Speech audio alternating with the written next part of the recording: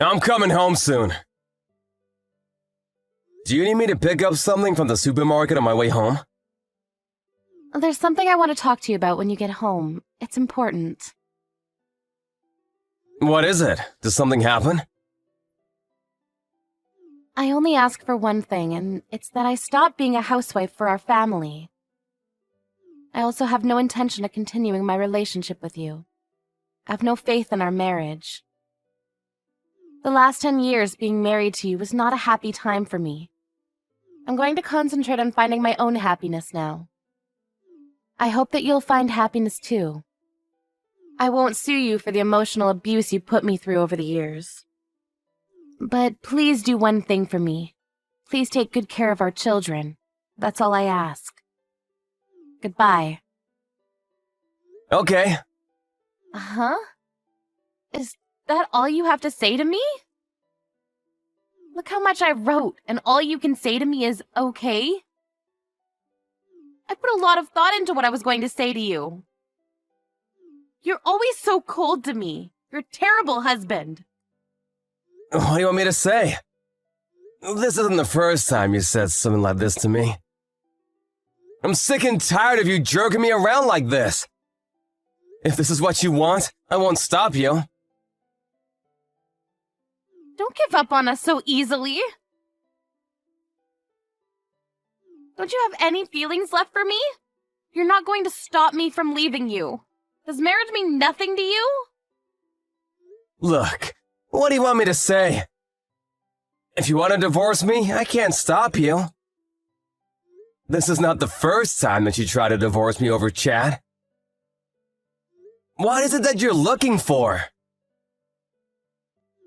I want you to stop me from leaving you. That's what you want too, right? I know you still love me. I don't want to continue this conversation with you. I'm sick and tired of you stirring things up between us. In fact, I want to divorce you. You were right. The last 10 years hasn't been fun for me either. I want out. How can you say that to me? Aren't you my husband? Stop playing games and ask me to come back to you.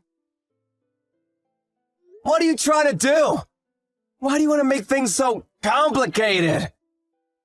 This is the first time that you said that you wanted to leave the kids, too. If you weren't being serious, you shouldn't have said such a thing about our children. That's sick.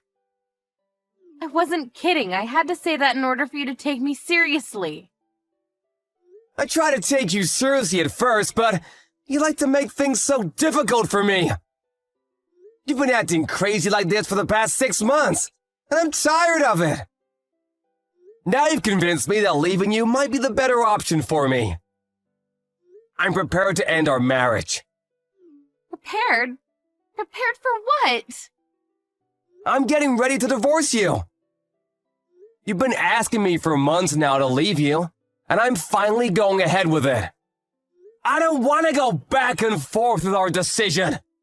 Well, it's not an easy decision to make. If you asked me not to leave you, I'd reconsider. Are you home right now? I'm not. I'm not coming home until you apologize to me. What do I need to apologize for? Your behavior! Even if it's your fault, you try to blame it all on me. I'd apologize if I thought that it was my fault. But this time, I don't think I've done anything wrong. It took me a long time for me to get the kids to go to sleep yesterday, but did you have to get so angry about something so small? If you're so good with the kids, couldn't you have tucked them in yourself? I want a little more help from you. Just because I'm good at something doesn't mean that I have to do everything on my own. It's not fair. That's what I call emotional abuse. You say that you're doing everything by yourself, but all you do is cook. You don't even work.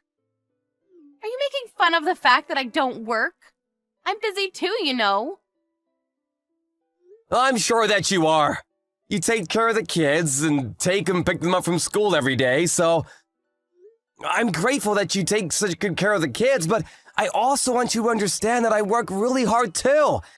And when I come home tired from work, you expect me to bathe the kids, clean the house, do the laundry, and vacuum? It's too much for me. And when you don't get what you want, or if things don't go your way, you storm out of the house and start sending me threatening chat messages. How do you think that makes me feel? That's why I decided that the next time this happens, I'm leaving you for good.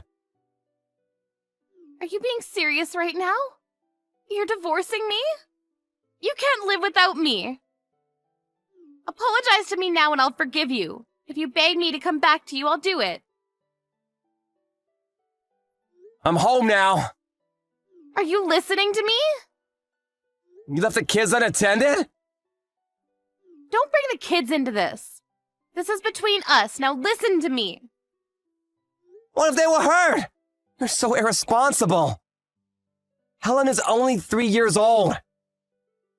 Sean is already in elementary school. He's old enough to take care of his little sister. What if they'd gotten injured? They can't take themselves to the hospital. What if a stranger comes by the house and they're kidnapped? Did you consider these things before leaving them by themselves? Don't try to change the subject by making it all about our kids. What about me and my needs? I've always prioritized your needs. But not anymore. I've had enough. What do you mean you've had enough? You should be begging for my forgiveness. I'm not gonna do that. Please, sign the divorce papers. You don't need to come home. What? How can you say that to me? You can't kick me out of my own house. Well, you're the one that left. You've been running away from home at least once a week for most of the year now. Did you think that I didn't know what you've been doing on those days that you weren't home? What are you talking about? You didn't think I was smart enough to figure out where you were, doing what? I know everything, so you can't deny it. Huh? I don't understand what this is about. You know what I'm talking about. Stop bluffing. Who is he, by the way? Who is who? What man are you referring to? Don't pretend that you don't know what I'm talking about. This is your opportunity to leave me for good and be with the other guy out in the open. You don't need to keep it a secret anymore. You were just using me to make me look like the bad guy. I have no idea what you're talking about. If you're leaving me, you'd better pay me alimony and child support payments. Yeah, whatever. I saw this coming. What? You'd better pay up. I've already discussed it with my lawyer. They told me that I have no obligation to pay you any alimony. You're the one that cheated on me, so you owe me alimony. What are you talking about? You're the one that asked for the divorce. If you want me to say yes, then you should pay me alimony. I have a record of all of our chat history. The ones where you repeatedly asked me for a divorce. I can print them and hand them to the court at any time. Is that a threat? It's proof that I wasn't the one that asked for a divorce first. Not that I need that proof, since you're the one that's having an affair. You can't get away with not paying me any alimony. But what about the emotional abuse that you put me through? Things were hard for me too, you know. I didn't sue you for the emotional abuse because I didn't want our children to think any less of you. And you're going to sue me for cheating on you? It's not fair. I'm not going to pay you any money. Well, you don't have a choice if the court orders you to do so.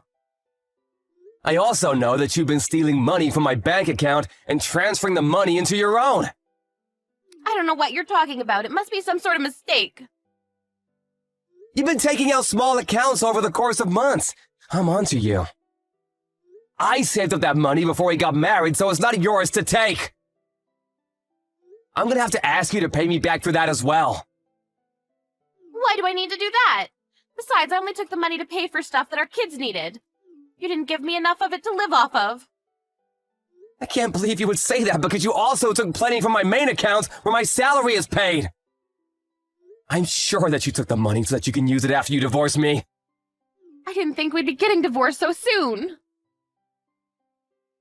I'm going to ask you to pay me child support payments. That's the least you can do for me.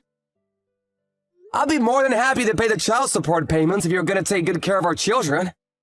I felt obliged to give you child support payments, and I was more than willing to pay until I found out tonight that you left the kids home alone, unattended. Your parenting is reckless. I don't think you care about them. All you care about is yourself. How the hell can you say that to me? If you cared about them, you wouldn't leave a 3-year-old and a 7-year-old at home alone. You didn't even lock the door! Do you know how dangerous that is? That's because I don't want to hear any more of your excuses. I'm not making excuses. They sound like excuses to me. There's no good reason for leaving your 2 young children unattended. You said so yourself at the start of this conversation. You want the kids to be taken care of, so I'll do what you ask me to. They'll be happy with me. I have one thing to ask of you as well. Please divorce me!